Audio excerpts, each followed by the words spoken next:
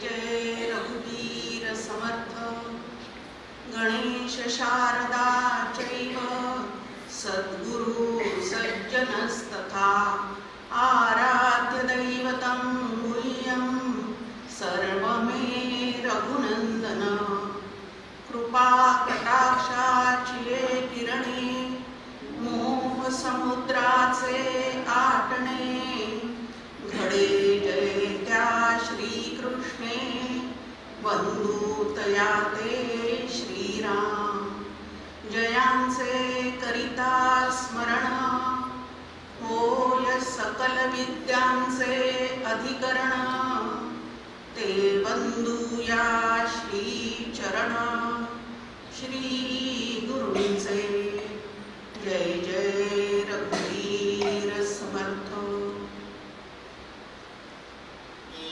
महावाक्य भवन या सभागृहाचं अधिष्ठान असणाऱ्या विठ्ठलाला, आद्य शंकराचार्यांना, आनंदयोगी परमपूज्य डॉक्टर काकांना, परमपूज्य मंदाताईंना आणि श्रद्धेय मुळे शास्त्रींना या पंचायतनाला मनपूर्वक वंदन करते। उपस्थित असणाऱ्या सर्व साधकांना मनपूर्वक अभिवादन करते। पहिले दोन प्रवचन माझ्या आधीचे इतके सुंदर झालेले आहेत की त्याच अपेक्षेने श्रोत्यांनी माझ्याकडे बघू नये अशी सुरुवातीलाच एक त्यांना काय करते तर विनंती करते। दुसरं, ह्या पहिल्या सत्रातलं हे तिसरं प्रवचन आहे। माझ्यानंतर आता प्रवचन नाहीये, भोजन आहे। आता भोजनाची जी बेल होईल तोपर्यंत हे प्रवचन चालणार आहे। 45 मिनिटच होईल असं सांगता येत नाही। कशासाठी तर 5 कडवे आहेत, वेळेत पूर्ण करण्याचा प्रयत्न करणारच आहे, पण काकांनी लिहिलेल्या या काव्यामध्ये 5 कडवे आहेत आणि 5 कडवे अगदी थोडक्यात या ठिकाणी मांडणं प्रयत्न जरूर करणार आहे आणि तो यशस्वी होईल असा तुम्हा सर्वांचा आशीर्वाद माझ्या पाठीशी आहे, मला माहिती आहे। परमपूज्य डॉक्टर काकांचे आपण पाहतो आहेत की त्यांचे लेख आणि काव्य परमपूज्य मंदाताईंनी आनंदवन भुवनी नावाची जी प्रसाद भेट आपण औरंगाबादच्या गुरुपौर्णिमेनंतर दिलेली होती, त्याच्यामध्ये प्रस्तावनेमध्ये मंदाताई असं म्हणतात की परमपूज्य डॉक्टर काका आचार्य तर आहेतच, पण उत्तम आचार्य आहेत। खूप सुंदर सुंदर पदार्थ त्यांनी करून ठेवलेले आहेत लेखाच्या निमित्ताने आणि काव्याच्या निमित्ताने। आता शिवगड अध्यात्म चॅरिटेबल ट्रस्टने इथं आनंद मेळावा भरवलेला आहे आणि प्रत्येक जण एक एक पदार्थ इथं देण्यासाठी आलेला आहे। वाढण्याचं काम फक्त आपल्याकडे आहे, ते उत्कृष्ट आणि आग्रहाने वाढणं एवढंच फक्त काम आपल्याला करायचं आहे। काकांनी ते सगळे पदार्थ जे आहेत ते मात्र उत्तम पद्धतीने इथं आपल्या समोर तयार करून ठेवलेले आहेत। आता या उत्तम पदार्थामध्ये काही ताटात वाढणारे, डिशमध्ये घेणारे पदार्थ असतात, तर काही वाटीत वाढणारे पदार्थ असतात। आता काव्य म्हणजे त्यांचे वाटीतले पदार्थ आहेत असं आपण समजूया आणि ही स्वीट डिश घेण्याचा मनापासून सगळ्यांनी काय करूया तर आस्वाद घेऊया, प्रयत्न करूया। परमपूज्य डॉक्टर काकांचं हे काव्य 2011 साली अकोला येथे परत एकदा गुरुपौर्णिमा घेण्याचे त्या ठिकाणी परवानगी मिळाली आणि त्या गुरुपौर्णिमेच्या संदर्भात काही मंदाताईंशी बोलणं होत असे तेव्हा परमपूज्य मंदाताई मला एकदा म्हणतात, डॉक्टर काकांना सांग आता जुने गीत या गुरुपौर्णिमेत म्हणणार नाही, आम्हाला काहीतरी नवीन गीत पाहिजे। आणि मग हा निरोप मी काकांपर्यंत पोहोचवला की मंदाताई म्हणल्या एक नवीन गीत पाहिजे। मग असं म्हणल्यानंतर डॉक्टर काकांनी गुरुपौर्णिमेच्या आधी 2 गीतं अकोलेकरांच्या हाती दिले। त्यातलं एक गीत आहे विवेकाची मशाल, ती खाली लावलेली आहे, आपण पाहिलं असेल ते सगळं काव्य जे आहे ते भोजनगृहामध्ये लावलेलं आहे।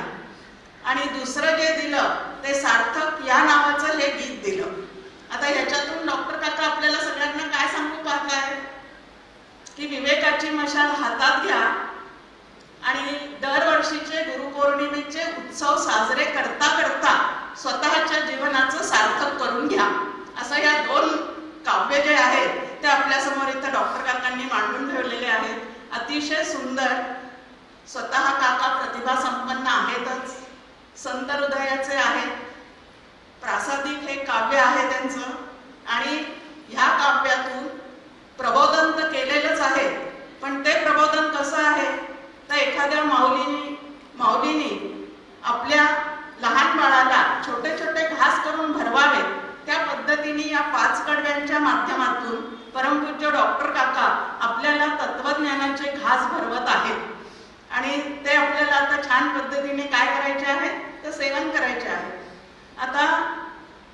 ठिकाणी आपल्या समोर आहे की हे काव्य प्रासादिक आहे असं आपण का म्हटलं, तर समर्थांची एक ओवी आहे की हा श्रुतीचा भावगर्भ, की हा परमेश्वराचा अलभ्य लाभ, ना तरी होय सुलभ निजबोध कवी रूपे. की संतांचं कवित्व जे आहे ते ह्या पद्धतीचं असतं की ते काव्य वाचता वाचता आणि समजून घेता घेता आत्मपदाच्या प्राप्तीपर्यंत सर्व तऱ्हेची पाप पूर्णपणे नाहीशी करून भिंतीआड दडलेला मी स्वयंसूचना देते. आपण काय करू शकतो, तो पूर्णपणे तो काढू शकतो बाहेर. जो दडलेला मी आहे त्याला शोधता येतं. आणि त्याच्यासाठी म्हणून संतांचं जे वाङ्मय आहे, संतांचं जे काव्य आहे, ते काव्य मनापासून अभ्यासनाचा प्रयत्न करणे याला साधना असे म्हणतात. आता ह्याला आधार काय आहे, तर संतांचे अभंग गाता गाता मिटा जुना रंग रे, असं मंदाताईंनी एका काव्यात सांगितलेले आहे की जुने रंग, जे प्रापंचिक रंग आपण आपल्याला भरपूर लावून घेतलेले आहेत, ते सगळे रंग संतांचे अभंग गाता गाता आणि सोडवता सोडवता हळूहळू ते जुने रंग जे आहेत ते सगळे मिटून जातात आणि नवीन पारमार्थिक रंग जो आहे, जो इथं होळीच्या दिवशी आपण सगळेजण खेळलो, असा तो रंग जो आहे, तो श्रीरंग आपल्या ठिकाणी नक्की काय करतो, तर सगळ्यांना त्यामध्ये तो रंगवून टाकतो. तर असं हे सुंदर असं असणारं काव्य आपल्या समोर आहे. आता सार्थक म्हणजे नेमकं काय आहे, जीवनाचं सार्थक नेमकं कशात आहे. आता आपण पाहिलं मुक्ताताईंच्या प्रवचनामध्ये 25 तोळे सोनं, ह्याच्यामध्ये जीवनाचं सार्थक आहे का.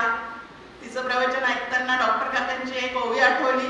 ही ओवी उपनिषदातली नाहीये किंवा कुठली दुसरीकडची नाही, पण एकदा प्रवचन सांगता सांगता काकांनी उच्चारलेली आहे, सोने साडी सिनेमा हाची ध्यास जन्मोजन्मा, भगवंताची या नामा न घेई कोणी. की जो सातत्याने हा ध्यास धरतो आणि तो ध्यास करत करत जीवन जगतो, त्याचं त्या आयुष्याचं सार्थक मानवी देहात आल्यानंतर जे सार्थक तुम्हाला आम्हाला करून घ्यायचं आहे, ते सार्थक सोने साडी सिनेमाच्या नादात लागलेल्यांचा कधीच होऊ शकणार नाही. मग त्याच्यातून आधी अंतःकरण वृत्ती आपली काय केली पाहिजे, तर बाजूला काढून घेतली पाहिजे. मग आयुष्याचं सार्थक नेमकं कशात आहे, आयुष्य म्हणजे काय, हे आयुष्य सगळ्यांनाच असतं. मग सार्थक करणारा यातला नेमका कोण आहे, असे अनेक प्रश्न आपल्या समोर येतात. आता कागदाची वही जरी आपण म्हटलं तरी त्या वहीला सुद्धा काय आहे, आयुष्य आहे. कधीतरी एकदा ती निर्माण झालेली आहे, काही काळ टिकणार आहे आणि काही काळाने ती काय होणार आहे, फाटून जाणार आहे, जळून जाणार आहे. ह्या पद्धतीने तिचा लय सुद्धा होऊन जाणार आहे. मग आता उत्पत्ती स्थिती लयवान जड वस्तू ज्या आहेत त्यांना फक्त आयुष्य आहे पण जीवन नाही. पण सजीव जे आहेत त्यांना काय आहे, ते जड देहही मिळालेलं आहे आणि जीवन सुद्धा ते त्याच्याद्वारे जगत आहे, त्याच्या माध्यमातून जीवन सुद्धा जगत आहे. आता 84 लक्ष जीवयोनी आहे, त्यामध्ये देहात आल्यानंतर स्वतःचं सार्थक करून घेण्याची क्षमता जी आहे ती नक्की कोणामध्ये आहे. पशुदेही नाही गती ऐसे सर्वत्र बोलती, असं आपल्या समोर नेहमीचं वचन आहे की इतर देहामध्ये आयुष्याचं सार्थक करण्याची जी गती द्यावी लागते ती गती इतर कुठंच देता येत नाही. पण मुळे शास्त्रींच्या प्रवचनातही आपण ऐकलं की नरदेहात आलेला जीवात्मा म्हणजे नरदेह म्हणजे जंक्शन आहे की ते कुठेही आपल्याला ऊर्ध्वगतीलाही जाता येतं आणि अधोगतीला सुद्धा आपल्याच करणीमुळे आपल्याला नेऊन सोडणारा असा हे जीवात्मा राहण्याचं ठिकाण आहे. मग तो जीव जीवन जगतो. आता डॉक्टर काका आपल्याला नेहमी एक वाक्य समोर ठेवतात, जगात जीव जिकिरीने जीवन जगतो. काय, जगात जीव जिकिरीने जीवन जगतो म्हणजे रडत पडत अडखळत बोंबाबोंब करत या पद्धतीने त्याचं सगळं जीवन जगणं चाललेलं आहे. आणि हे संतांना अजिबात मान्य नाही. कारण प्रत्येक जीव हा मूळचा ब्रह्मरूप आहे म्हणजे आनंद रूप आहे. ब्रह्म इज इक्वल टू आनंद. त्या ब्रह्माचं वर्णनच आपल्या समोर करून ठेवलेलं आहे की ब्रह्म म्हणजे आनंद. मग आता जीव जर ब्रह्मरूप आहे तर त्या जीवाला तो आनंद रूप आहे हे सहजच आहे की नाही.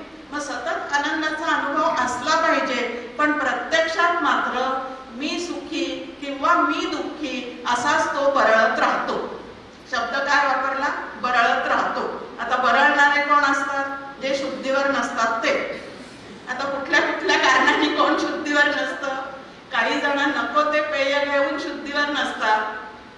आणि काही जण जे आहेत ते ताप फणफणला अंगामध्ये, भरपूर ज्वर चढला की ते सुद्धा शुद्धीवर नसतात आणि नको ते बरळतात. मग आता मी सुखी मी दुःखी, याला डॉक्टर काका बरळणं असं म्हणतात.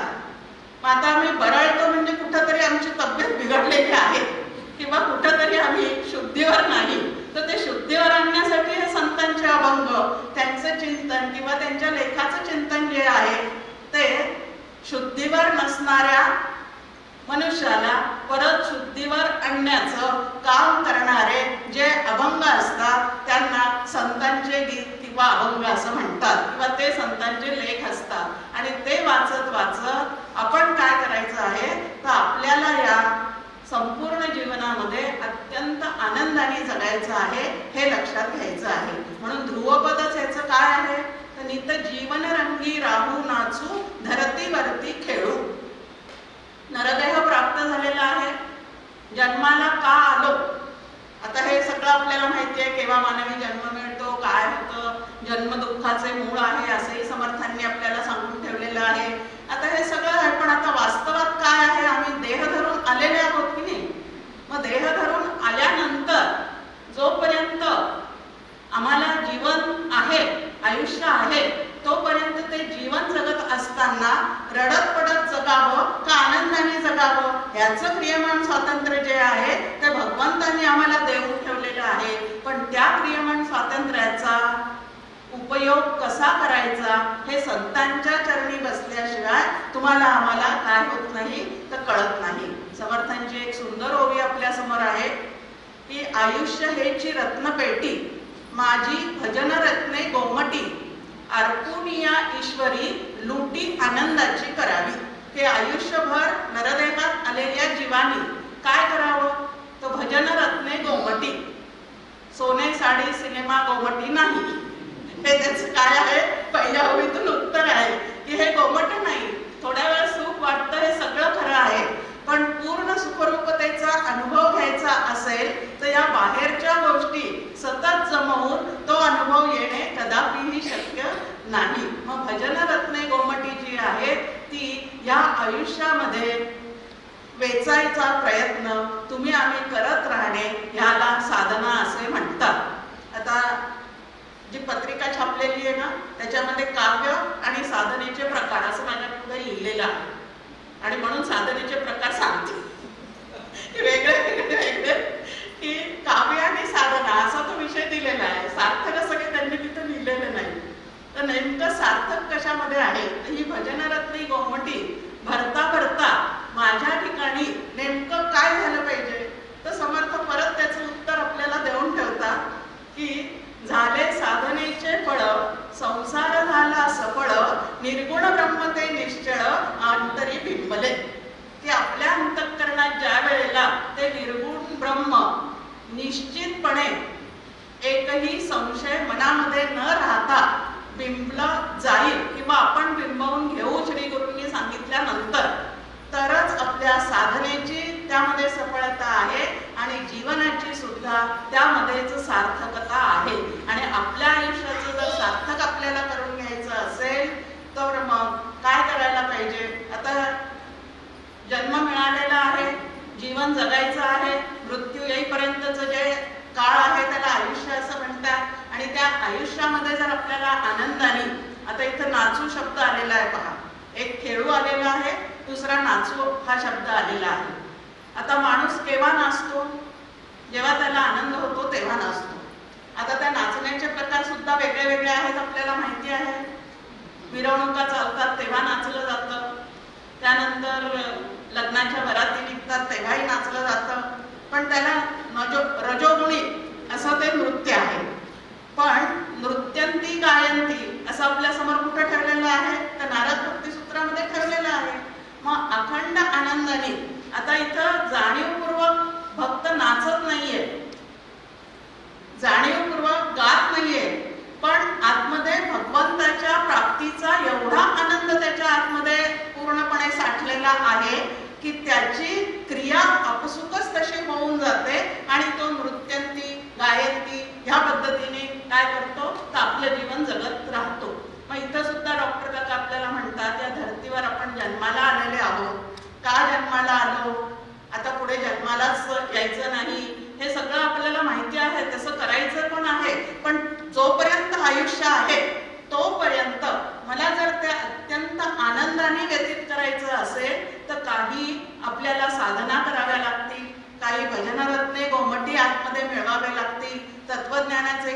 विचार आपल्याला करावे लागतील, त्या तत्वज्ञानाचं रूपांतर साधनेमध्ये करून घ्यावं लागेल. आणि अशा पद्धतीने जो स्वतःच्या व्यक्तिमत्वाला काय करेल, व्यक्तिमत्व विकास नावाचे खूप काय चाललेले असतात जिकडं तिकडं.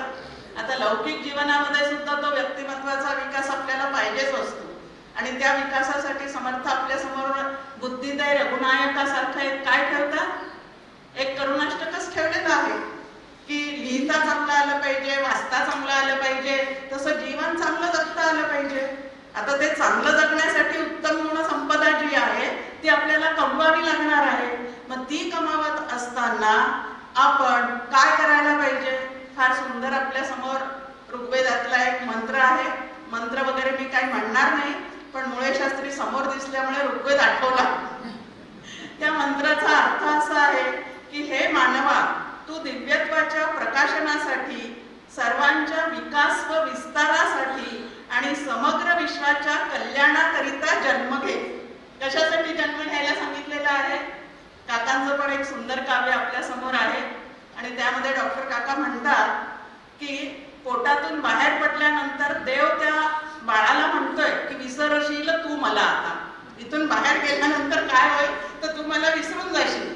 आता खरं आपण जन्माला येण्यापूर्वी तो देव आपल्याला काहीतरी सांगत असतो. आता त्यांनी काय सांगितलेलं आहे ऋग्वेदाच्या मंत्रातून आपण पाहतो की कशासाठी आपला जन्म आहे.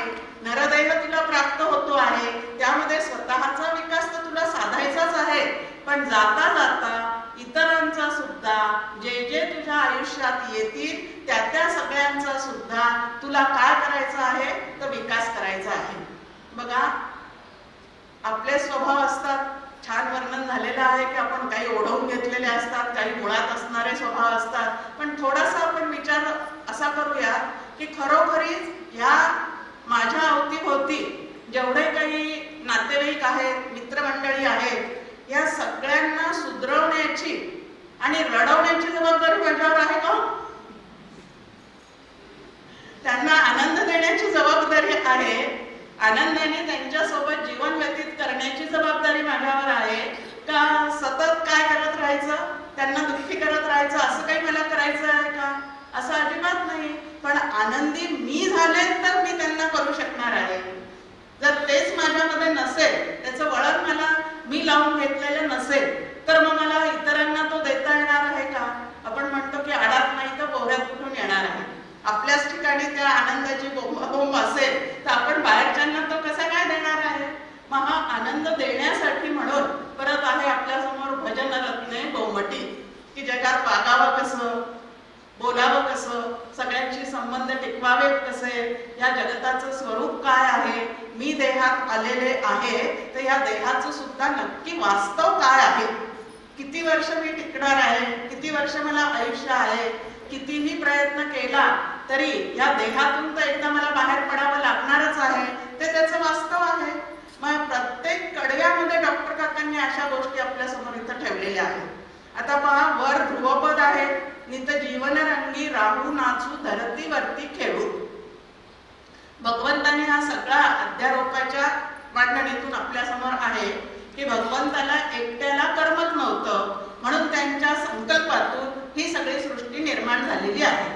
आता करमत नव्हतं म्हणजे त्यांनी खेळ मांडलेला आहे की नाही, आपल्यालाही करमत नाही तेव्हा काहीतरी आपण खेळ करतो की नाही, मुलांच्या सोबत खेळतो, सहकाऱ्यांसोबत खेळतो आणि काही वेळ थोडासा आनंदात घालवण्याचा प्रयत्न करतो. मग खेळ आनंदासाठी मांडलेला आहे, पण त्या आनंदाचं तत्वज्ञान जर समजून नाही घेतलं तर आपल्या जीवनाचा खेळ खंडोबा झाल्याशिवाय राहत नाही. मग आता या जगात, ज्या जगात आम्ही आलेले आहोत ते जग कसं आहे, ज्या देहात सध्या आमचं वास्तव्य आहे त्या देहाचं स्वरूप काय आहे, हे सगळं तुम्ही आम्ही काय केलं पाहिजे तर समजून घेतलं पाहिजे. आता शिबिरात आम्हाला 3 दिवस यायचं आहे, राहायचं आहे, तर त्याच्यासाठी आम्ही किती गोष्टी जाणून घेतलेल्या आहेत. शिवगडला यायचं, मग कसं यायचं, इथं आल्यानंतर काय काय कार्यक्रम असणार आहे, आमची सगळी व्यवस्था कशी असणार आहे, हे सगळं जाणून घेऊन मग आम्ही इथं आलो की नाही. मग या जगतामध्ये आल्यानंतर, देहामध्ये आल्यानंतर त्याचं सगळं स्वरूप जाणून घेतलं पाहिजे की नाही, की हे काय आहे, याच्यात आम्ही राहतो ते कायमस्वरूपी राहणार आहे का इथून आम्हाला जावं लागणार आहे. मग त्याचं जे आहे ते काका आपल्याला पहिल्या कडव्यात इथं मार्ग मार्गदर्शन करतात. आता पहा, वर आनंदाने नाचू म्हणतात, धरतीवर खेळू म्हणतात आणि पहिल्या कडव्यातच आपल्याला मरण का बरं सांगतात, असा प्रश्न आपल्या समोर येतो. पहिल्या कडव्यात आहे, जीवन आनंदाचे मरणे ही रूप तयाचे, ते देहा धरुनी आपण नाचे, काय करी मज काळू. किती सुंदर पद्धतीने अगदी काळू खेळू असे सगळे शेवटचे शब्द आल्यामुळे त्यात खूप मधुरता जी आहे ती या काव्यामध्ये आपल्या समोर प्रगट झालेली आहे. मधुर रस ज्याला म्हणतात तो या काव्यातून आपल्या समोर आलेला आहे. आता खरोखरीच आता सुरुवातीला आपण म्हणलं की जीव आनंदघन आहे. मग आनंदघन असणाऱ्या ह्या जीवात्म्याचं स्वरूपच जर ते आहे तर त्याला आयुष्यभर जीवन जगताना आनंद प्राप्त व्हायला हवा. पण आता तो होत नाही, त्याचं कारण काय आहे? मग ते कारण ह्याच्यामध्ये डॉक्टर काका आपल्याला सांगतात की मरणाचं भय हे आनंदाच्या आड येणारं कारण आहे. प्रत्येक जीवाला मृत्यूचं काय आहे तर भय आहे. आता मृत्यूचं भय तुम्हाला आम्हाला इतकं का बरं ग्रासतंय, का बरं एवढी भीती वाटती? कारण मृत्यू नेमका कोणाला आहे तेच कळलेलं नाही. मी नेमका कोण आहे हेही माहिती नाही आणि मृत्यू नेमका कोणाला आहे तेही माहिती नाही. त्याच्यामुळे हे सगळं भय जे आहे ते तुमच्या आमच्या चित्ताला काय झालेलं आहे तर तुमच्या आमच्या चित्ताला ग्रासलेलं आहे. कालच म्हणतात ते आम्ही त्यांच्या दर्शनाला गेलो तर राहू आला केतू आला म्हणतो. आता हे भय नावाचं सुद्धा एक काय आहे, असंच एक हे आहे की सदैव माणसाला आनंदाने जगण्यापासून दूर करण्याचं काम हे भय करत असतं. ते भय किती प्रकारचं आहे? एक तर माझा देह राहील की जाईल, गेल्यानंतर कुटुंबाचं कसं होईल, धनसंपत्तीचं कसं होईल, काय होईल कसं होईल, हा प्रापंचिक लोकांचा महामंत्र आहे असं डॉक्टर काका म्हणतात. आणि हा मंत्र जोपर्यंत तुम्ही आम्ही जपतो तोपर्यंत रामकृष्ण हरी म्हणून जे प्राप्त व्हायला पाहिजे ते तुम्हाला होत नाही, तुम्हाला आम्हाला होत नाही. मग आता ह्या महामंत्रामधून सुटायचं असेल तर आपल्याला मी कोण आहे हे लक्षात घ्यावं लागेल. 3 गोष्टी आपल्या ठिकाणी आहेत. एक अचेतन देह आहे, त्या अचेतन देहाच्या आत राहणारा एक सचेतन जीवात्मा आहे आणि त्या जीवात्म्याचं अधिष्ठान असणारं एक केवल चेतन नावाचं तत्व आहे. आता संत सगळे ग्रंथ किंवा आपले श्री गुरु तत्वमसी महावाक्य आत्ताच आधीच्या प्रवचनात आपल्या समोर झालेलं आहे. त्या तत्वमसी महावाक्याच्या उपदेशाच्या माध्यमातून श्री गुरु आपल्याला तू देह आहे सांगतात, तू जीव आहे सांगतात का तू आत्मा आहे सांगतात? नेमकं त्याच्यातून आपल्याला काय सांगतात? मी आत्मा आहे असं सांगतात, म्हणजे तू आत्मा आहे असं सांगतात. आता हा जो आत्मा आहे तो अजर आणि अमर आहे. पण श्री गुरूंकडनं हा उपदेश घेतल्यानंतर सुद्धा हा आत्मा मी आहे हे लक्षात ठेवण्यासाठी कशी बशी 5 मिनिटाची सोहम साधना उरकली जाते. पण कायमचं हे मात्र तुमच्या आमच्या लक्षात राहत नाही की अजर अमर असणारा आत्मा मी आहे, मी देह नाही, हे आमच्या लक्षात राहत नाही. आता देह जो आहे तो अचेतन आहे. प्राणक्रमण झाल्यानंतर तो काय होणार आहे?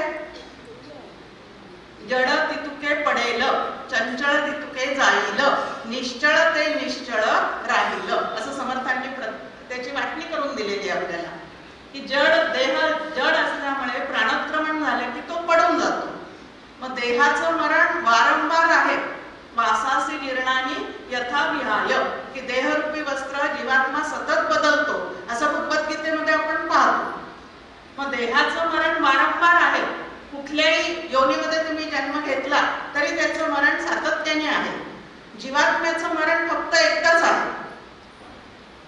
जेव्हा देहात असतानाच वासनेचं निर्मूलन करण्याचं सामर्थ्य त्या जीवात्म्याला प्राप्त होतं आणि मी ब्रह्म आहे असं निसंशयपणे एकही संशय चित्तात नसताना त्याला तो बोध होतो. पुढचा बोध इथं आपल्या समोर आहे, अहम ब्रह्मास्मी. तो बोध ज्या वेळेला त्याला निसंशय होतो त्यावेळेला एकदाच फक्त त्या जीवात्म्याचं मरण आहे आणि त्याच्या आत असणारं केवल चेतन नावाचं जे तत्व आहे ते मात्र अजर आणि अमर आहे. माता मधला हा जो जीवात्मा आहे त्यांनी अचेतन देहाशी तादात्म्य ठेवायचं आहे का पलीकडे असणारा केवळ चेतन तत्व मी आहे असा बोध करून घ्यायचा आहे? तळ्यात का मळ्यात असा खेळ लहानपणी आपण खेळतो. एकच रेग मारलेली असते. पलीकडे गेलं की काय आहे? मळ्यात. आत आलं की तळ्यात. मंदाताई एक छान दृष्टांत देतात. आज मी सुरुवातीलाच सांगणार होते पण राहिलं माझं की मंदाताईंसमोर प्रवचन करताना धडकीच भरते. कशासाठी? कारण सगळं प्रवचन करत असताना काका असं म्हणतात, मंदाताई तसं म्हणतात. असं करत करत मी 1 तास नेहमी बोलते आणि त्या समोर बसलं की त्या सांगण्यात काही चूक झाली तर ती भीती वाटते. आणि म्हणून मंदाताईंसमोर बोलताना काय होतं, एक तर आदरयुक्त धाक आणि ज्यांच्याकडून हे सगळं श्रवण केलेलं आहे ते मांडताना जर काही थोडीही चूक झाली तर कान पकडण्याचा अधिकार त्यांना नक्कीच आहे. त्यांनी तो जरूर पकडावा हे आधीच त्यांना या ठिकाणी नम्रपणाने सांगते. मंदाताई म्हणतात की टॉर्च असतो, टॉर्च मध्ये सेल असतात. ते सेल जर व्यवस्थित लावलेले असतील तर बटन दाबल्या दाबल्या आपल्याला काय होतं, तर उजेड पडतो. पण जे कोकणस्थ लोक असतात, मंदाताईंनी सांगितलेला गमतीने की जर कोकणस्थ लोक असतील तर दिवसा त्या टॉर्चचं काही काय नसतं, काम नसतं, म्हणून त्यातले सेल काढून ते उलटे टाकतात. आता सेल त्यात असतात पण ते उलटे ज्या वेळेला टाकलेले असतात त्यावेळेला बटन दाबलं तरी प्रकाश जो आहे तो बाहेर येतच नाही. तसा आमच्या बुद्धीचा सेल जो आहे तो उलटा आम्ही काय केलेला आहे, या दृश्य जगताकडे आम्ही तो लावून ठेवलेला आहे. आणि म्हणून श्री गुरूंकडनं अनुग्रह घेऊन साधना करतो आहोत, पण जोपर्यंत हा बुद्धीचा सेल आम्ही सुलटा करत नाही तोपर्यंत अहम ब्रह्मास्मीचा बोध जो आहे तो आम्हाला होणे शक्य नाही. मग जोपर्यंत मी कोण आहे खरा मीची ओळख होत नाही तोपर्यंत मरणाचं भय जे आहे ते चित्तातून जात नाही. मग मरणाचं भय वाटायला लागलं की रामरक्षा म्हणा, मरणाचं भय वाटायला लागलं की मारुतीला बोलवून आणा, या पद्धतीने सगळ्या. आता हेही बरं आहे, इतर कुठल्या गोष्टी तिथं आणण्यापेक्षा, भय घालवण्यासाठी बाकीच्या काही गोष्टी करण्यापेक्षा हे निश्चित चांगलं आहे की राम असू दे, मारुती असू दे, कृष्ण असू दे, त्यांची उपासना करून ते भय अंतःकरणातून घालवण्याचा प्रयत्न करणं. पण मुळातच मी जर अजर अजर अमर आहे हे लक्षात ठेवलं तर मरणाचं भय जाईल. आणि हे मरण जे आहे ते अटळ आहे. तुम्ही आम्ही सगळे मृत्यू लोकात जन्माला आलेले आहोत. आता मनाचे श्लोक वाचताना कितीदा आपण त्याच्यामध्ये ऐकतोय सगळं, मरे एक त्याचा दुजा शोक वाहे, अकस्मात तोही पुढे जात आहे. दुसऱ्यांच्या घरी मरण होतं तेव्हा भेटायला जातो तेव्हा हे सगळं आठवतं. स्वतःवर ज्या वेळेला वेळ येते त्यावेळेला ह्यातलं काही आठवत नाही. ICU मध्ये जाऊन आलेले लोक सुद्धा विसरतात की मला जायचं आहे. आणि समर्थ तरी आपल्याला सांगताय मरणाचे स्मरण असावे, हरिभक्तीस सादर व्हावे. या मरणाचं अखंड स्मरण जो ठेवतो तो हरिभक्तीला सादर होतो. आणि मरणापूर्वी डॉक्टर काका आयुष्याचं सार्थक सांगत असताना म्हणतात हा सगळा संसार कसा आहे तर सरत सरत जाणारा, श्रू सरती असा धातूपासून तो आहे. संस्कृत वाले बसलेले आहेत आपल्या समोर. पण सरत सरत जाणारा जो सगळा व्यक्तीचा, वस्तूंचा, परिस्थितींचा समूह आहे त्याला संसार असं म्हणतात. आता सरत सरत जाणाऱ्या या संसारामधून न सरणार असं जे सारभूत तत्व आहे ते आपण सरणावर जाण्याच्या आधी शोधून काढणे ह्याला आयुष्याचं सार्थक असं म्हणतात. आणि हे आयुष्याचं सार्थक जर करून घ्यायचं असेल तर खऱ्या मीची ओळख जी आहे ती तुम्हाला आम्हाला करूनच घ्यावी लागते. आणि हा खरा मी तुम्हाला आम्हाला केव्हा भेटू शकतो? 2 मी आपल्या समोर आहे. एक व्यक्तिमत्व विकास पावलेला मी आणि दुसरा ओरिजिनल मी. आता जोपर्यंत व्यक्तिमत्व विकास साधलेला मी डोक्यात आहे तोपर्यंत ओरिजिनल मी सापडणारच नाही. जोपर्यंत तो आहे तोपर्यंत सापडत नाही. आता आता मी अकोल्याला गेलेली असताना आमच्या एक फॅमिली डॉक्टर त्यांना भेटायला गेली होती, सहज म्हणून भेटायला गेली. तर त्या मला म्हणतात, जयश्री मी आता सगळी प्रॅक्टिस सोडली आहे बरं का, हे स्वतःचा दवाखाना वगैरे सगळं काही बंद केलेलं आहे. गायनिक डॉक्टर होत्या त्या, सगळं बंद केलेलं आहे. तर स्वतःचं बंद करता करता काही वर्ष समाजसेवा म्हणून मातृसेवा संघात त्या जायच्या आणि तशीच प्रॅक्टिस करायच्या, पण ते पण आता बंद केलेलं आहे. पण जेव्हापासून मी हे सगळं सोडलेलं आहे ना, तेव्हापासून मी माझी ओळख देताना कोणालाही मी डॉक्टर असं सांगतच नाही. फक्त माझं जेवढं नाव आहे ते नाव आणि आडनाव सांगते. आता ते करत नाही तर ते मागे कशाला डॉक्टर म्हणून लावून ठेवायचं. तर अशा उपाधींचा जर सगळ्या उपाधींचा मला त्याग करता आला तरच ओरिजिनल मी जो आहे तो आम्हाला कधीतरी भगवत कृपेने, श्री गुरूंच्या कृपेने नक्की ओळखू येईल आणि तेव्हाच आमचं मरणाचं भय जे आहे ते पूर्णपणे नाहीसो होईल. पण आता तोपर्यंत ते आम्हाला अनुभवाला येत नाही, तोपर्यंत शास्त्रावर, श्री गुरूंवर अपरंपार श्रद्धा ठेवून ज्या अर्थी त्यांनी मला तसं सांगितलेलं आहे त्या अर्थी मी ब्रह्मच आहे आणि ब्रह्माला मरण नाही.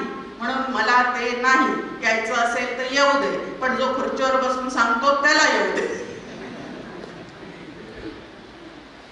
असं काहीतरी होऊन जातं. पण इथं आपल्या समोर काका म्हणतात की जीवन आनंदाचं, जितकं जन्माला येताना आपण सगळे सोहळे भोगतो, आनंद करतो त्या जन्माला आलेल्या जीवाचा, तसंच मरण हे सुद्धा आनंदाचंच आहे. थोडी कल्पना करा की जर मृत्यू नावाची गोष्ट ठेवलीच नसती भगवंतानी तर काय झालं असतं. आता एक पूर्ण फॅमिली म्हणजे सासू सासऱ्यांसह मुलगा, सून आणि नातू एवढे जरी एकत्र राहायचे असतील तरी 2 BHK पुरत नाही, 3 BHK पुरत नाही. पण आता असा मृत्यू ठेवलाच नसता तर आम्हाला या सगळ्या पृथ्वीवर राहायला तरी जागा राहिली असती का? खरं तर मृत्यू हे एक वरदान सुद्धा आहे. या देहाच्या यातनेतून आम्हाला सोडवणारं त्याच्यासारखं दुसरं कुठलंही साधन नाही. शेवटी प्रत्येक अवयवाचे वेगळे असणारे स्पेशालिस्ट सुद्धा हात वर करतात आणि आमच्या हातात आता काही नाही सांगतात. पण हा देह जो आहे तो अपक्षीयते आणि म्रियते हे विकार जे आहेत ते त्याला ठेवलेलेच आहेत. डॉक्टर काका म्हणतात त्यांनी ठरवून ठेवलेलं आहे की मी जन्माला आलेल्या देहाला नेणारच आणि तुम्ही आम्ही म्हणतो आम्हाला जायचं नाही. पण जिंकतो कोण आतापर्यंत दिसते तुम्हाला? आतापर्यंतच्या अनुभवावरून मग मृत्यू निरूपण नावाचा समर्थांचा समासच आपल्या समोर आहे. गरीब असो, श्रीमंत असो, राजा असो, रंक असो, लता मंगेशकर असो, नाही तर अजून कोणी असो, नेल्याशिवाय राहत नाही. जो जो देहात आलेला आहे त्याला मृत्यू पंथाने जावंच लागतं. म्हणून मृत्यूचं भय न बाळगता जर त्याचं स्मरण ठेवलं तर आम्हाला काहीतरी आयुष्यामध्ये भजनरत्ने गोमटी मिळवून आमचं जीवन आनंदाने जगण्याची एक व्यवस्था होईल. माझी एक मैत्रीण आहे, तिची नात ऑस्ट्रेलियाला नोकरीसाठी म्हणून गेलेली. 4 महिन्यांनी त्यांचं लग्न ठरलेलं होतं त्या नातीचं. सगळी तयारी झालेली लग्नाची. 4 महिन्यांनी ती तिकडून इकडं आली की तिचं लग्न लावून जायचं आणि अचानक एका अपघातामुळे तिला मृत्यू आला. एकटीच ऑफिसला गेलेली होती कार घेऊन, सगळ्या AC मुळे सगळ्या काचा बंद आणि अचानक तुफान असा पाऊस त्या ठिकाणी आला, वादळी पाऊस, आणि ते पूर्ण तिची गाडी अशी खाली खाली रुतत गेली आणि 2 दिवसांनी तिचा शोध घेतल्यावर त्यामध्ये सापडला. आता हा एक अपघाती मृत्यू आपल्या समोर आहे. दुसरं एक तिचीच आई, तिचं लिव्हर बदललेलं होतं, खंगत सारखी तब्येतीने चाललेली होती, एक दिवस पुढे ढकलणं चाललेलं होतं. आता मुलीचं लग्न म्हणून कशी तरी तग धरून होती, ती काही दिवसांनी गेली. नंतर 1 महिन्याच्या 2 महिन्याच्या आतमध्ये ती गेली. आता पहा, एक खंगत जाणारा मृत्यू आहे, एक अपघाताने होणारा मृत्यू आहे.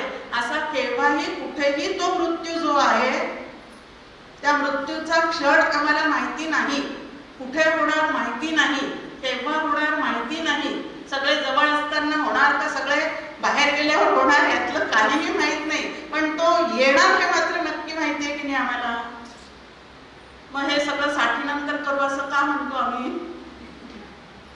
इतक्या ऍक्सिडेंटच्या केसेस पाहतो, इतकं सगळं पाहतो, पण हे नंतर करू असं का म्हणतो आम्ही?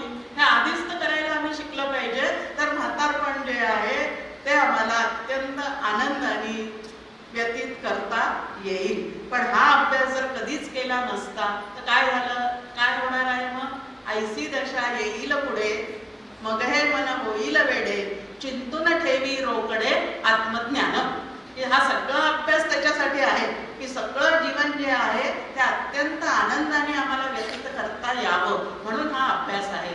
मग जगात आलेले आहोत, देहात आलेले आहोत, तर देह आणि जग हे दोन्हीही नाशिवंत आहे, परिवर्तनशील आहे, ते गतिशील आहे, ते नक्की जाणार आहे.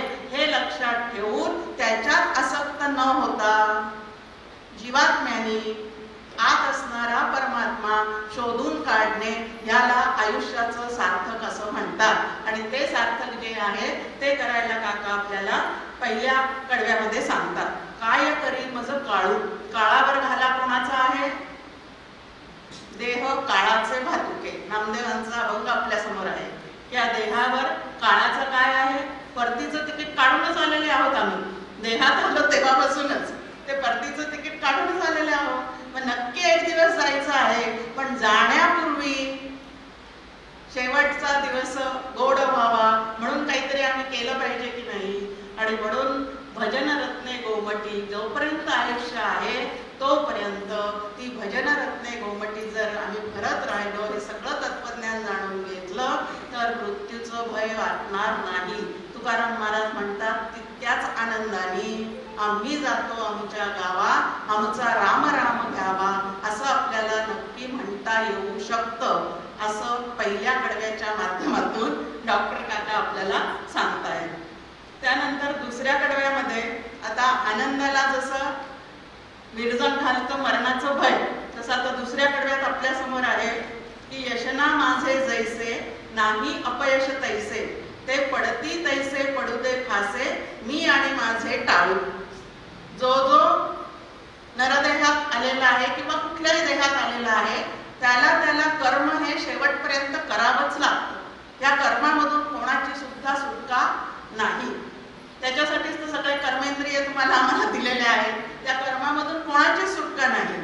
आपल्या समोर ज्ञानेश्वर माऊलींचं म्हणणं आहे, पाहे पा सव्वेसाची मूर्ती लावून देहाची, खंती करती कर्माची, ते गावण डेगा. काय म्हटले त्यांनी? ज्ञानेश्वर महाराजांनी, आपण नाही, ते गावण डेगा. ते कर्म तर तुम्हाला आम्हाला करावंच लागणार आहे. मग पुढे समर्थ आम्हाला म्हणतात, ते कर्म जर करायचंच आहे तर ते कर्म करताना काय झालं पाहिजे? लहान थोर काम काही केल्या वेगळे होत नाही. छोटं असो मोठं असो, काम प्रत्यक्षात केल्याशिवाय जर होतच नाही, ते तर करावंच लागणार आहे. पण करता करता कर्मा वेगळे न व्हावे तरी कासया कर्म करावे. प्रत्येकाला आपल्या वाटेला आलेलं कर्म करावंच लागणार आहे. पण ते कर्म करत असताना मी माझेचं ओझ, मोठा शब्द आहे, कर्तृत्व भोक्तृत्व भ्रांती, त्या भ्रांतीत जर तुम्ही आम्ही अडकून पडलेले असू तर आनंदाला विरजण होतं. सगळं दुःखाचं कारण काय आहे? मी आणि माझे, हे दुःखाचं कारण आहे. कुठलंही कर्म म्हटलं की त्याला यश आणि अपयश, या दोन्हीपैकी एक फळ जे आहे ते ठरलेलंच आहे. आता अपेक्षित आमच्या मनात असतं आणि नियोजित तो देतो. आता कित्येकदा आपण काका म्हणतात त्यांच्या प्रवचनात ऐकतो आहे, ईश्वर नियामक आहे, जीव नियम्य आहे, प्रारब्धाच्या रूपाने या जीवाचं तो ईश्वर नियमन करतो आहे. आता कर्माला मिळणारे जे फळ आहे ते फळ तो देतो का माझ्या कर्मानुसार माझ्या वाट्याला येतं? माझ्या कर्मानुसार ते जर माझ्या वाट्याला येतं तर मग त्याची तक्रार कशाला? उलट कर्म करताना सावध व्हायला पाहिजे. कशाचं फळ काय आहे, सदाचरणाचं फळ काय आहे, दुराचरणाचं फळ काय आहे, हे जर आधीच व्यवस्थित माहिती करून घेतलेलं असेल तर दुराचरण करताना आधीच थांबवता येईल की नाही आपल्याला? मना पाप संकल्प नसावा. संकल्प चुकीचे असले की कर्मही चुकीचे होतात. म्हणून संकल्प शुद्धी असा एक मोठा प्रकल्प जो आहे तो आपल्याला हाती घ्यावा लागतो. मग आता कर्म तर करायचे आहे, ते कर्म करत असताना यश अपयश या द्वारे इथं आपल्या समोर द्वंद्व आणि द्वंद्वाचे परिणाम हे सगळं इथं काकांनी आपल्या समोर ठेवलेलं आहे. मुख्य द्वंद्व एकच आहे, सुख आणि दुःख, आणि त्याचे पुढचे तपशील आपल्या समोर दिले जातात. यश अपयश, लाभ हानी, जय पराजय. या द्वंद्वामध्ये जर तुम्ही आम्ही अडकून पडलेले असू तर आनंदाचा अनुभव घेता येत नाही. दुसरं, मी आणि माझे टाळू, ती अहम ममतेची बेडी, ती बेडी आहे आणि हे द्वंद्व आहे. या दोन्ही ठिकाणी जर आम्ही अडकून पडलेले असू तर आम्हाला हे जीवन आनंदाने जगता येणार नाही. मग आता कर्म नेमका कोण करतो? संचित तैसी बुद्धी उपजे मनामध्ये. आता त्यांनी आपल्यासमोर कितीतरी संतांची वचनं आहेत आणि डॉक्टर काका नेहमी म्हणतात की संतांची वचने काय करायचं आहे जीवन जगता जगता? पहा, थांबा, मग जगा. पण आम्ही पाहतही नाही, थांबतही नाही आणि मग धडकतो. मग दुःखाचे असं सातत्याने प्रसंग तुमच्या आमच्या समोर येत राहतात. यश आणि अपयश या दोन्हीपैकी एक नक्की काहीतरी मिळणार आहे, पण ते जर आमच्या कर्मातून निर्माण होणार असेल तर देवाला सुद्धा दोष न देता ते काय करायचं आहे? अपयश येऊ नये म्हणून भरपूर प्रयत्न करायचे आहेत. झाला मगाशीच विचार आपल्या समोर की जेवढी क्षमता आहे ती सगळी वापरून आपण ते करायचं आहे. पण त्यानंतर जे येईल ते मात्र ठेविले आनंदे तैसेची राहावे, चित्ती असू द्यावे समाधान. ह्याप्रमाणे ते स्वीकारता आलं पाहिजे. आता संत जे आहेत ते प्रत्येक गोष्टीकडे कसं पाहतात? समर्थांचं एक आपल्या समोर आहे वचन, त्यामध्ये ते म्हणतात, मी करता ऐसे म्हणसी तेने तू कष्टी होसी, राम करता म्हणता पावसी यश कीर्ती प्रताप. 3 संत एकदा पांडुरंगाकडे गेले. कथा बहुतेक सगळ्यांना माहिती असेल. ती कीर्तनकार सांगतात अशा कथा कशासाठी? तर विषय छान समजावा म्हणून. तुकाराम महाराज, एकनाथ महाराज आणि तुलसीदास महाराज असे 3घही जण विठ्ठलाकडे गेले. तुकाराम महाराज म्हणतात विठ्ठलाला, बरे झाले देवा बाईल कर्कशा. किती अशी असल्यामुळे काय झालेलं आहे की माझं प्रपंचातलं मन निघून गेलेलं आहे आणि ते मन तुझ्याकडे लावायला मला खूप काय झालेलं आहे? फायदा झालेला आहे. एकनाथ महाराज म्हणतात, इतकी सुगरण आणि व्यवस्थित बायको तू मला दिलीस की ती सुगृहिणी असल्यामुळे मला कधी प्रपंचात लक्ष घालावं लागलं नाही, म्हणून बरे झाले देवा. तुकाराम महाराजही म्हणतात बरे झाले देवा. एकनाथ महाराजही म्हणतात बरे झाले देवा. आणि तुलसीदास महाराजही म्हणतात की विवेकी बायको दिली, बरे झाले देवा. आता तिघांची बाहेरची परिस्थिती वेगळी वेगळी आहे, पण भगवंताकडे बघण्याचा दृष्टिकोन जो आहे की तो माझ्या कल्याणाचंच करतो. मग कुठलंही जरी परिस्थिती तिथं आली, परमपूज्य मंदाताई म्हणतात की अरे ते ब्रह्म सर्वत्र सदा सम आहे ना, मग त्याचं स्वरूपच आनंद हे सांगितलेलं आहे. त्यामुळे तो आनंद प्रत्येक परिस्थितीमध्ये, प्रत्येक व्यक्तीमध्ये, प्रत्येक वस्तूमध्ये आहेच आहे. फक्त तो शोधून काढण्याचा प्रयत्न करा. उदाहरण दिलं होतं मंदाताईंनी, जाता जाता कोणाला ऍक्सिडेंट झाला, हात काढावा लागला तर आपण लगेच काय म्हणतो? जाऊ दे, हातावरच निभावलं ना, जीव तरी वाचला. हे प्रत्येक ठिकाणी असा आनंद आहे, तो फक्त आपण शोधत नाही. आणि म्हणून ते सगळं दुःख जे आहे ते तुमच्या आमच्या वाट्याला येतं. मग इथं मी आणि माझे हे अहंता आणि ममता, देह सापेक्षतेनी अहंता आणि जगत सापेक्षतेनी ममता, अशा 2 बेड्या जोपर्यंत आपल्या पायातले किंवा अंतःकरणातले आपण काढत नाही तोपर्यंत भगवंतच ज्ञानेश्वरीच्या माध्यमातून आपल्याशी बोलतात, अहम ममतेचे लवड सवडी माते न पवतीची बापुडी. जोपर्यंत हे आहे. मग या ठिकाणी विचार काय आहे? सगळा करता करविता तो आहे हा विचार जर सातत्याने मनात ठेवला तर मी आणि माझे ह्याच्यातून सुद्धा आपणच आपल्याला आता तत्वज्ञान संतांच्या माध्यमातून सोपं करून सांगण्याची व्यवस्था भगवंतांनी केलेली आहे. म्हणून संतांचे सगळे ग्रंथ म्हणजे भगवंताची वाणी आहे आणि त्याद्वारे ते इतकी समजूत घालत असताना सुद्धा जर आपण आपल्या मनाला स्वयंसूचना समजूतच घालू शकलो नाही तर मग याचा काय उपयोग होणार आहे. मग आता अपयश आणि यश हे कर्माला लागून असणारे आहे. कर्म करणारे काय आहे. परत भगवद्गीतेचा 2रा अध्याय जर समोर आला आपल्या सांख्ययोग की प्रकृतीकडनं त्या 3 गुणांच्या माध्यमातून त्या जीवाकडनं त्याच्या प्रारब्धाप्रमाणे सगळं काही घडत चाललेलं आहे. जीवरूप मी निमित्त मात्र भवसव्यसाची आणि आत्मरूप मी मात्र अकर्ता आहे. असं जर ते व्यवस्थित लक्षात ठेवलं तर मी आणि माझे टाळू हे करून आपल्याला नक्की काय होता येईल तर पुढे जाता येईल. आता 3ऱ्या ह्याच्यामध्ये आपल्याला सगळं ईशावास्य उपनिषदातला मंत्र तोच काकांनी या ठिकाणी काय केलेला आहे. जे जे दिदले दैवे ते ते दिलेगा देवे त्या देवाजीला भजुनी भावे त्याचे वरती भाडू. की जे त्यांनी तुझ्यासाठी सोडलेलं आहे.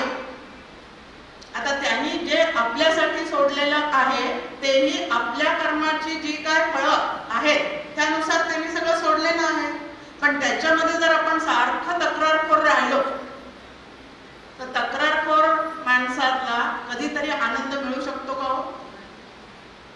सतत तक्रार, सतत किरकिर, सतत हव्यास, हे पाहिजे ते पाहिजे ते पाहिजे. त्यांनी जेवढं दिलेलं आहे त्याचा विनियोग करून छान आनंदाने जीवन जगण्यापेक्षा जे माझ्याजवळ नाही ते दुसऱ्याजवळ दिसतं त्यावेळेला मनामध्ये काय काय निर्माण होतं.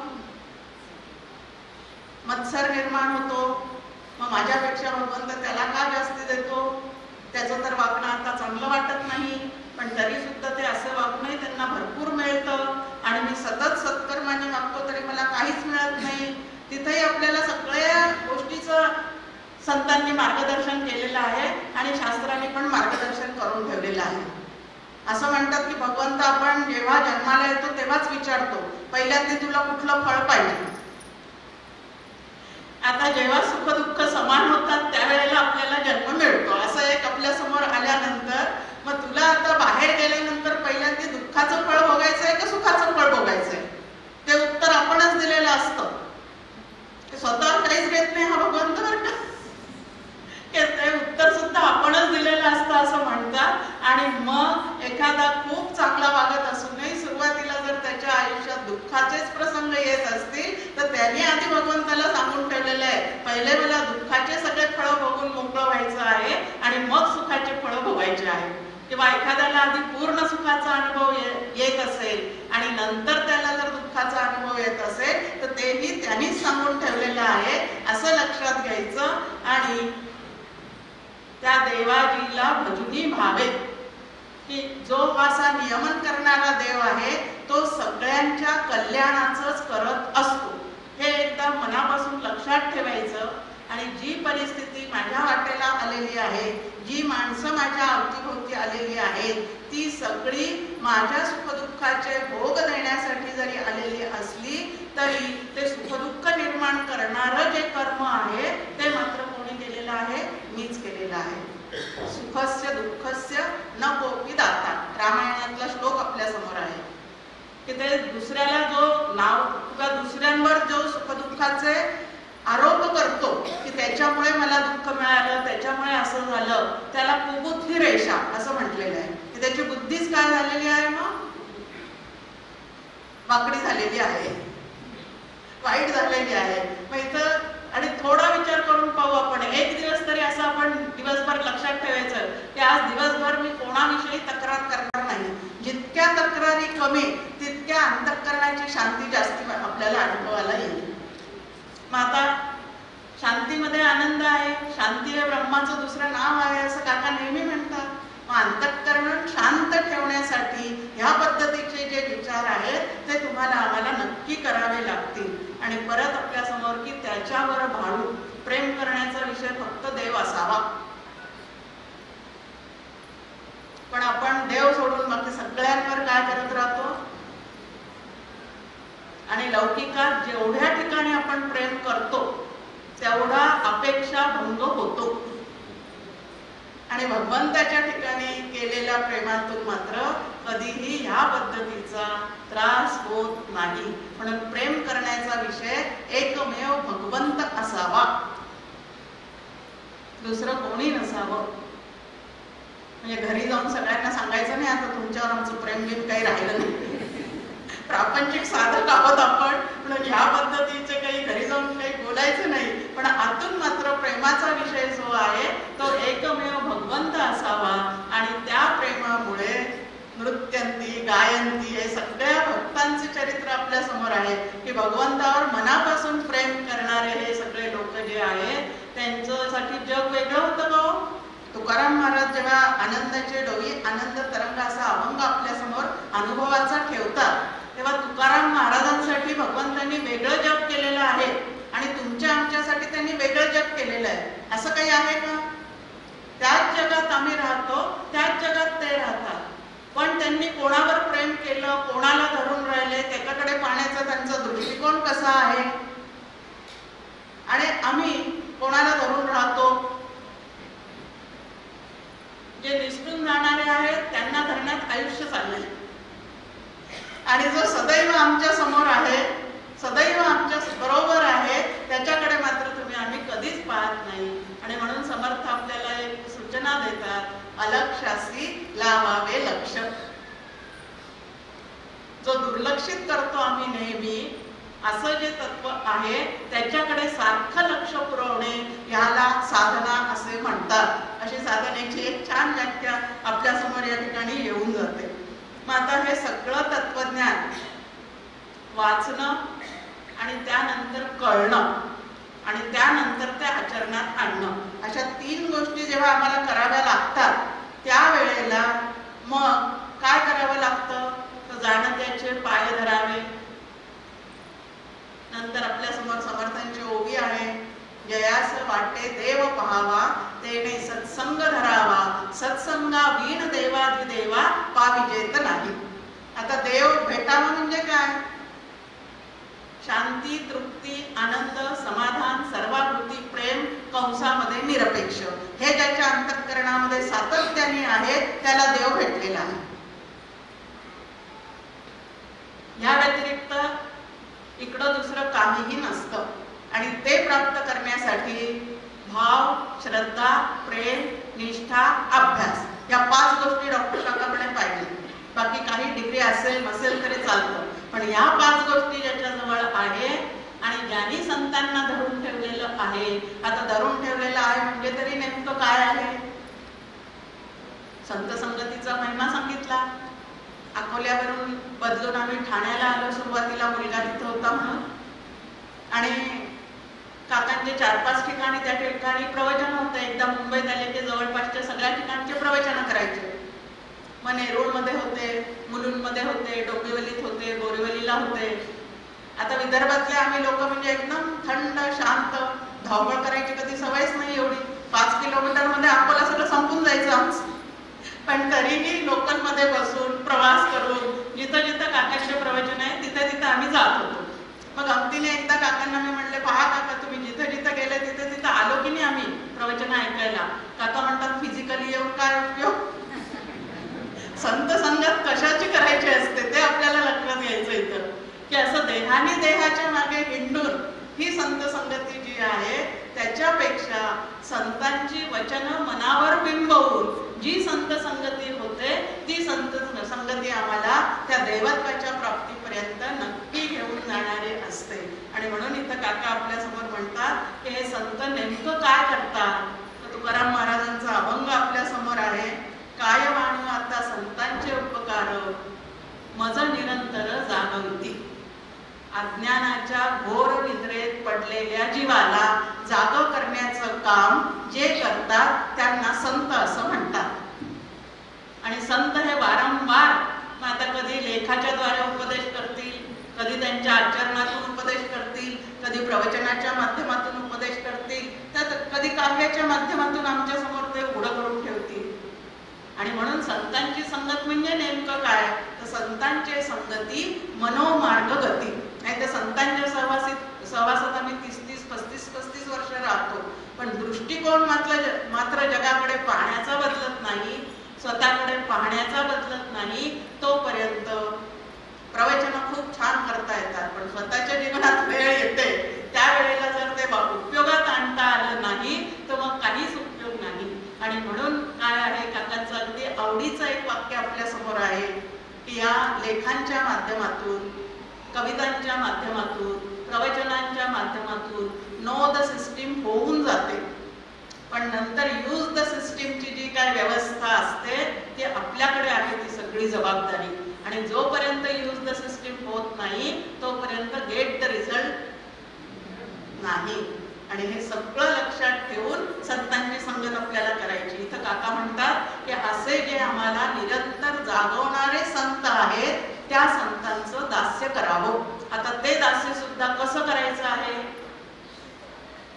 जेव्हा त्यांना गरज असेल तेव्हा त्यांचं शारीरिक सेवा, जेव्हा गरज असेल तेव्हा कुटुंबाची सेवा. पण सगळ्यात मोठी सेवा जर त्यांची कुठली असेल, कीर्तनामध्ये छान सांगितलं आपल्याला फडकेताईंनी की संतांची खरी सेवा कुठली करायची आहे, तर त्यांच्या विचारांचा, आचारांचा प्रसार आणि प्रचार हे त्या संतांचं खरं दास्य आहे. माहिती डॉक्टर काका आपल्याला तेच सांगतात, दास्य करू संतांचे ऋणही फेडू तयांचे.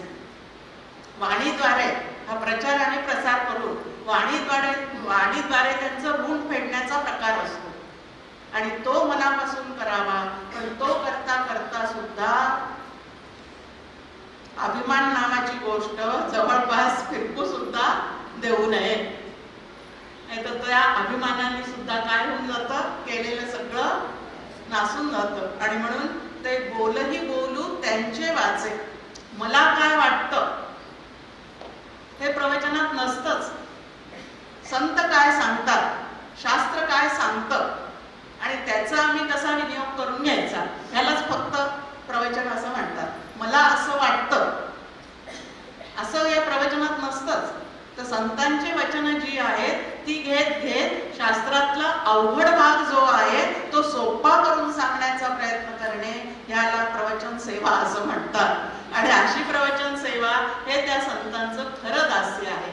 आणि इथं डॉक्टर काका म्हणतात की त्या संतांचे वचन अशी स्वतःला जागृत करणारी जी वचनं आहेत ती वारंवार सांगण्याच्या निमित्ताने, अभ्यासाच्या निमित्ताने आपल्या अंतःकरणामध्ये ती ज्या वेळेला रुजतात त्यावेळेला मोक्षावरती लोळू.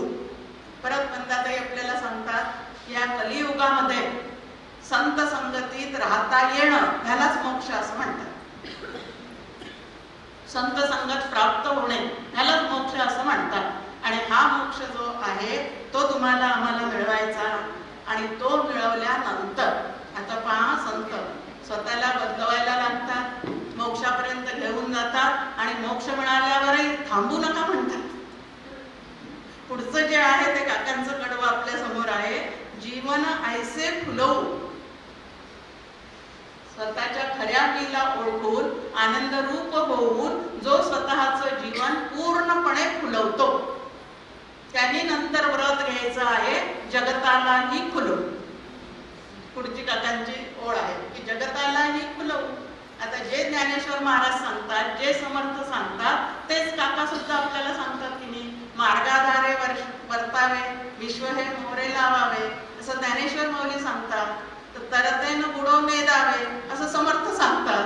आणि इथं काका सांगतात आता एका जणाचं जर पटत नसेल तर 3-3 जण जेव्हा तेच सांगतात तेव्हा तरी आम्हाला पटावं की नाही, तेव्हा तरी ते पटवून घेण्याचा आम्ही प्रयत्न करावा. आणि मला काय वाटतं हे बाजूला ठेवावं आणि त्यांनी काय सांगितलं त्याच्या आज्ञेत जर आपण राहिलो तर असं जीवन जे आहे ते तुम्हाला आम्हाला छान पद्धतीने फुलवता येईल. आणि पुढे म्हणतात ती आशा निराशा पळवणी लावू. आता खरं मोक्ष मिळाल्यानंतर तिथपर्यंत आल्यानंतर या आशा निराशा का बरं मध्ये आणली काकांनी. पारमार्थिक क्षेत्रात आल्यानंतरही खूप गोष्टी असतात, त्याला सूक्ष्म वासना असं नाव दिलेलं आहे.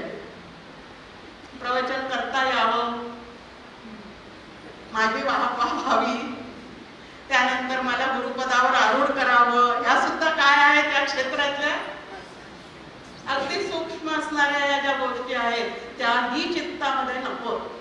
इतकं ते चित्त जे आहे ते पूर्णपणे काय करावं लागतं, घासून पुसून स्वच्छ. एकही डाग त्याच्यावर चालत नाही, एकही नाही. कुठल्याच आशा आली की निराशा आली, ते दोन्ही पाशच सांगितलेले आहेत आपल्याला. मग याही पाशातून सुटून काय व्हायचं आहे, तर चिदानंद रूप शिवोहम शिवोहम. आणि ह्याच्यासाठी व्रत काय आहे, श्री गुरु वचना पाळू. हे सगळं केव्हा जमेल. आता आमच्या श्री गुरूंचे हजारो प्रवचन आहेत, किती वाक्य त्यांचे लक्षात ठेवणार. लक्षात आम्हाला काय वाटतं, किती वाक्य लक्षात ठेवणार, एकही लक्षात राहत नाही हो. अरे त्यांनी एकच वचन पाळण्यासाठी इतके वाक्य बोललेले, पण ते इतक्या वाक्यांच्या नादात आम्ही इतके विसरत जातो की मुख्य वचन त्यांनी आम्हाला काय सांगितलेलं आहे.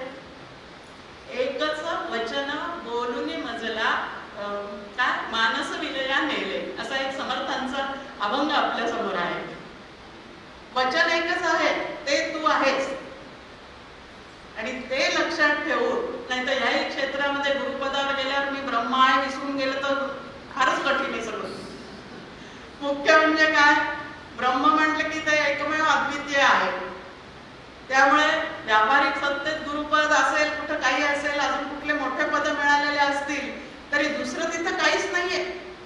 हे सातत्याने इथे लक्षात ठेवावं लागेल. त्यावेळेला पुढचा प्रवास जो आहे तोही आमचा कसा होईल, उर्वरित प्रवास, ज्याला जीवनमुक्ताचं जीवन असं म्हणतात, ते जीवन जगण्यासाठी परमपूज्य डॉक्टर काकांनी असे सुंदर सुंदर काव्य आपल्या समोर ठेवलेले आहेत. खूप काव्य त्यांचे सुंदर आहेत आणि ते जर आपण अभ्यासले तर त्याही द्वारे आपल्याला सुंदर सुंदर असा उपदेशरूपी विचार जो आहे तो नक्की मिळू शकतो.